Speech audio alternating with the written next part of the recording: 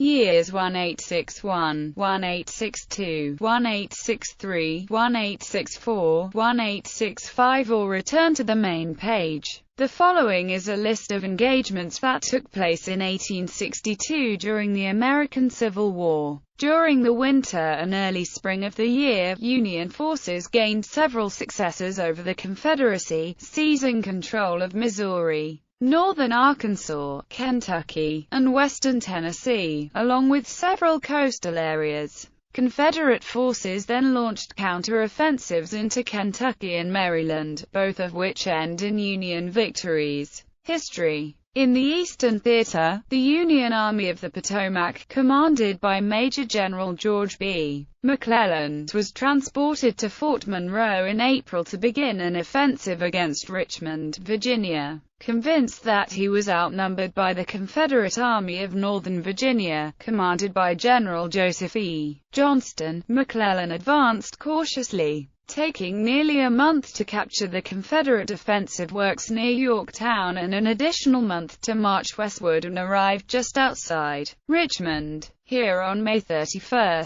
Johnston attacked an isolated portion of the Union Army in the Battle of Seven Pines. Johnston's plan failed, due to uncoordinated attacks into Confederate columns which failed to arrive at their assigned positions, and Johnston was wounded during the battle. To replace Johnston, Confederate President Jefferson Davis chose General Robert E. Lee, who launched the 7 Days Battles in late June. While the Confederate attacks were often disjointed and several commands failed to arrive at their assigned destinations on time, Lee was still able to drive the Union Army back to Harrison's Landing, forcing McClellan to give up his attempt to capture Richmond. Although he had driven the Union Army away from the Confederate capital, Lee was disappointed that he had failed to destroy the Union Army. Lee then turned northward to deal with the Union Army of Virginia, commanded by Major General John Pope,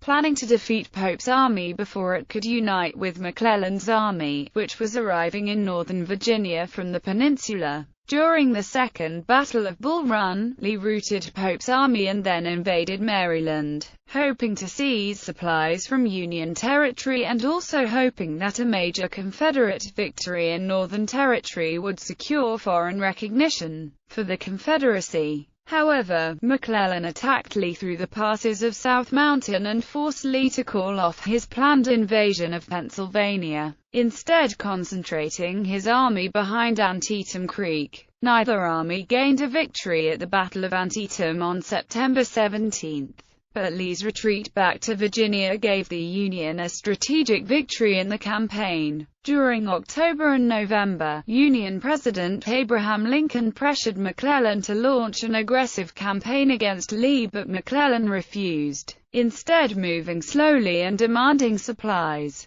Lincoln replaced McClellan on November 7 with Major General Ambrose Burnside, who hoped to cross the Rappahannock River near Fredericksburg, Virginia in order to get between Lee and Richmond. However, delays in obtaining a pontoon bridge prevented Burnside from crossing the river until December 11, by which time Lee was able to concentrate his entire army along a series of ridges near Fredericksburg. On December 13, Burnside attacked the Confederate positions and lost heavily. 2 days later he retreated back across the river and went into winter quarters. In the Western Theater, the Confederate forces, commanded by General Albert S. Johnston, were forced to abandon Kentucky and much of central and western Tennessee following the loss of Fort Donelson and Fort Henry in February. The capture of the two forts turned the Union commander in the battles, Major General Ulysses S. Grant, into a national hero. Johnston, following a plan proposed by his second-in-command General P. G. T. Beauregard, concentrated as many forces as he could near Corinth, Mississippi and attacked Grant's Army of the Tennessee near Shiloh Church. Although successful in driving the Union Army almost into the Tennessee River on April 6, Johnston was mortally wounded during the battle, while Grant was reinforced during the night by the Army of the Ohio, commanded by Major General Don Carlos Buell. Grant then led a counterattack the following morning and drove the Confederates from the field, who then retreated back to their base at Corinth. Major General Henry W. fearing that a full-scale Union assault on the Confederate defenses was imminent, Beauregard evacuated Corinth during the night of May 29-30 without Halleck's forces finding out until the following morning. Beauregard was relieved of command shortly afterwards, due to his health. Jefferson Davis replaced him with General Braxton Bragg. Following the Union victory at Corinth, Halleck dispersed his army across northern Mississippi, western Tennessee, and northern Alabama to protect the railroads, while sending Buell's Army of the Ohio eastward to capture Chattanooga. But problems with the Union supply lines prevented Buell from capturing the city. Bragg, pondering how to counteract the Union threat, received a message from Lieutenant General Edmund Kirkby Smith, commander of the Confederate Department of East Tennessee, suggesting that the two combine forces to defeat Buell and retake Kentucky, moving his troops by rail starting the end of June. Bragg arrived at Chattanooga near the end of July. From there he advanced into Kentucky towards the Ohio River. Buell moved north as well, managing to reach Louisville before Bragg did. From there he moved south towards Bragg. The two armies met in battle near Perryville, Kentucky on October 8. Bragg's forces attacked Buell's left wing but without success. Bragg retreated that night and united with Smith, intending to remain in Kentucky, but when Buell threatened his line of retreat, Bragg moved south for Tennessee. The Union Navy, in concert with the Army, captured several more coastal areas along the Atlantic seaboard and Gulf Coast. Following the Union victory at Hatteras Inlet the previous year, other parts of the North Carolina coast, including New Bern, were captured. In April, Union forces attacked and captured Fort Pulaski in Georgia following a 30-hour bombardment, cutting off Savannah from blockade runners.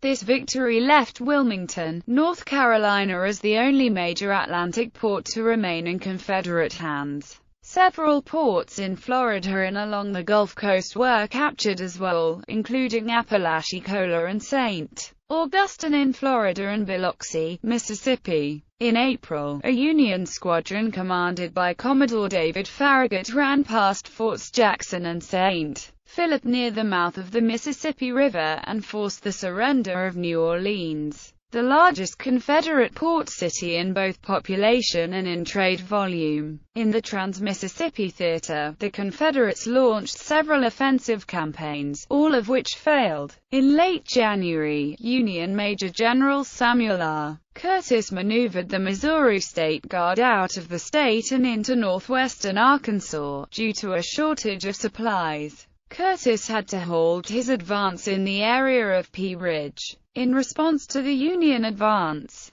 Confederate President Jefferson Davis sent Major General Earl Van Dorn to Arkansas to take command of the Confederate forces in the state. After he arrived in early March, Van Dorn launched an offensive of his own, which resulted in the two-day Battle of Pea Ridge, a Confederate defeat. After the battle, he was ordered to take his army east of the Mississippi River and join the Confederate Army at Corinth, Mississippi. But he arrived too late to fight in the Battle of Shiloh. In Texas, Brigadier General Henry Sibley raised a brigade of cavalry and led it into the New Mexico Territory, intending to drive the remaining Union forces from it and advance into Colorado, capturing the gold and silver mines located in the territory. He fought the main Union force in the territory, commanded by Colonel Edward R.S. Canby, at the Battle of Val Verde on February 17. Although the battle was a Confederate victory, Sibley failed to force Canby to surrender. Instead, Sibley continued northward, leaving Canby in his rear. Continuing northward along the Rio Grande and the Sante Fre Trail, his brigade met a Union force, which included the 1st Colorado Infantry, at Glorieta Pass on March 28.